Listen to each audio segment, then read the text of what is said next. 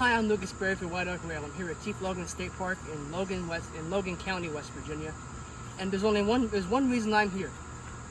That Chesapeake, Ohio 284 Kanawha number 2755. The Kanawhas are my favorite type of steam locomotive. I have loved them since I figured out what they were when I was a wee boy. So naturally, I'm going to talk a little bit about the locomotive. So what better thing to do than just to go around the locomotive and to show you different parts of it. So let's start here at the front of the locomotive.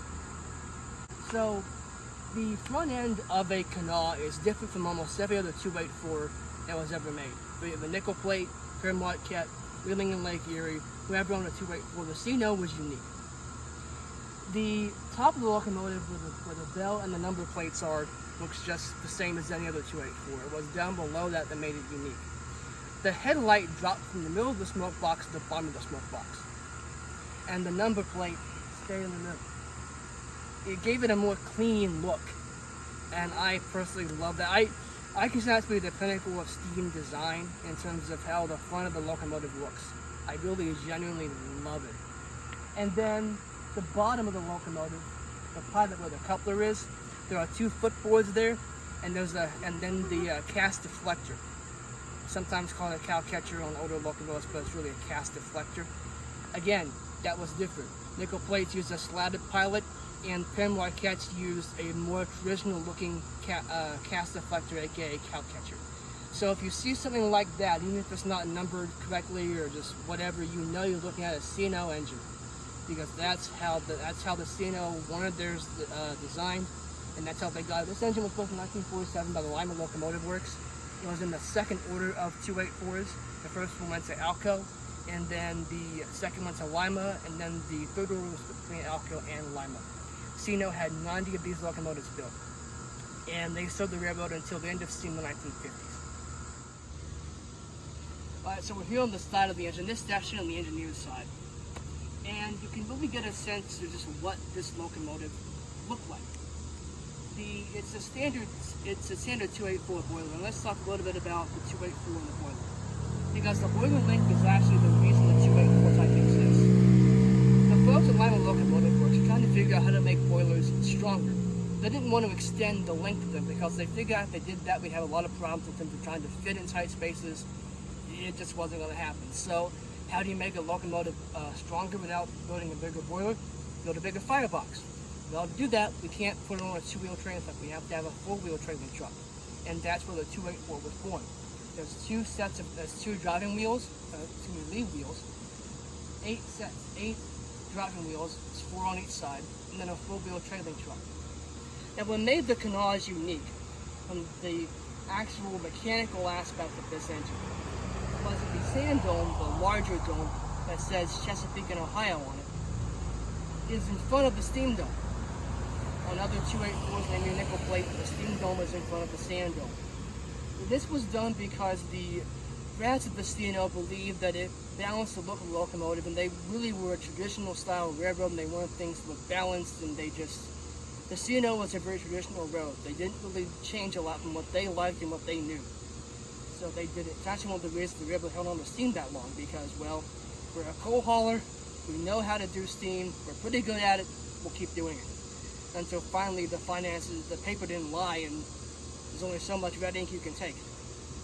So that's what really makes this engine unique from a mechanical aspect of this, is that like I said, the stand dome, it's effectively the same design as most other 284s that was designed by the Advisory Mechanical Committee for the advanced square engine railroads like the nickel plate, the Marquette, the Wheeling and Lake Erie, but there were some minor alterations for just simple road design. But that's what really makes the Kanawha so fascinating to me, is because they were so different. They're essentially the same, but they look different, and they really were just, I think they look beautiful. I truly, truly do. I might sound crazy to some of those who think a big hunk of steel looks beautiful, but to me it does. And I'm not going to apologize for that either. Also, there's a larger size cab on these engines than most other 284s. It is another design change they did compared to other like nickel plate or Marquette 284s. These locomotives saw use On the main line, they were built to haul freight, but they could haul passenger trains if they had to. They came equipped with steam heating pipes that could heat passenger cars, and they mechanically could do it just fine. They could keep a train at speed. They could also lug out if they had to, though they were really used for more fast freights, stuff like that. They saw use up and down my little section of the river on the Minerva sub, as well as the Kanawha sub, for which they're named. Well, let's talk about the name of this engine. This is the 284 Kanawha. Most other 284s were called Berkshires because the type was originally supposed to be called a Lima, because the Lima Locomotive Works designed the 284 wheel arrangement. But it picked up the name Berkshire after the type was tested on the Boston-Albany Road in the Berkshire Mountains of New England. Well, that's in the north. The C&O saw itself as a southern railroad and didn't really want anything to do with the northern name on their railroad. They hated it. Again, that traditional railroad thing coming back. This is not us. It's also why 484 Greenbriers are called Greenbriers instead of the traditional 484 named Northern. Did not want anything on that long railroad. Forget that. And they named it for the Kanawha River. River in West Virginia, which is home to the Kanawha sub, which is where the vast majority of their work took place. Like I said, they could go on the river, and they did, but the vast majority of their work was along the Kanawha sub. So that's why these engines are called Kanawhas instead of the traditional 284 Berkshire type locomotive. It's the same locomotive mechanically. There's nothing different about it in terms of like what makes this thing go. But the naming of it is different because of the fact that the original 284 was tested in the Berkshire Mountains and they just said, nope, we're not doing that. That's not us. No. Alright, so we're back here at the Firebox 2755, and you can see it's big.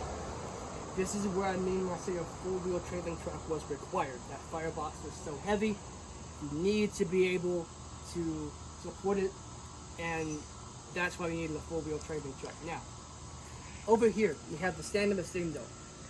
I mentioned the stand dome was in front of the steam dome, and you can finally see that here.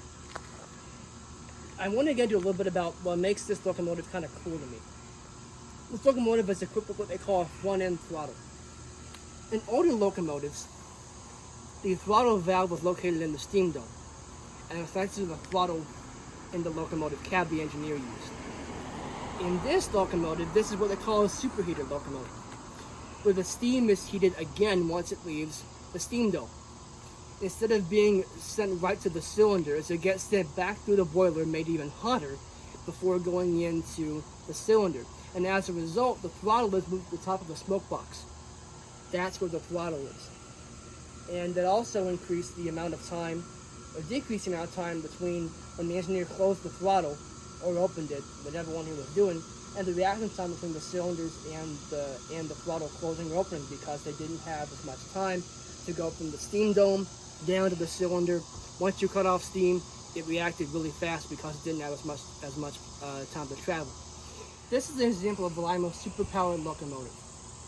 Superpowers were designed to have horsepower at speed. They were designed to be able to pull a lot of weight and generate a lot of horsepower and do it fast, because that's what railroads figured they needed to keep up with freight. You need to be able to move it, a lot of it, in a short amount of time. And thankfully, that's what happened during World War II, when we had the most freight probably seen on American rails, honestly. I don't know that for a fact, but I would imagine there's more freight moved over that 5-year period, or 4-year period, than there was probably any 4-year period before or since. Because we had to move everything to fight a war on two fronts, and most everything moved by rail. But these things really put in their work for the railroad. This one didn't, because it was post-war. But the first order of these came through in 1943, which of course is 2 years before the war ended. So the first order of these would have seen wartime action on the C&O, and would have earned their keep fairly soon after going into service. Thanks for joining me here at Chief Logan State Park at 2755. Hit that like button down below if you liked the video. Please leave a comment down below as well, and do not tell me I talk fast. I know I did. I got really excited because I really wanted to see this thing.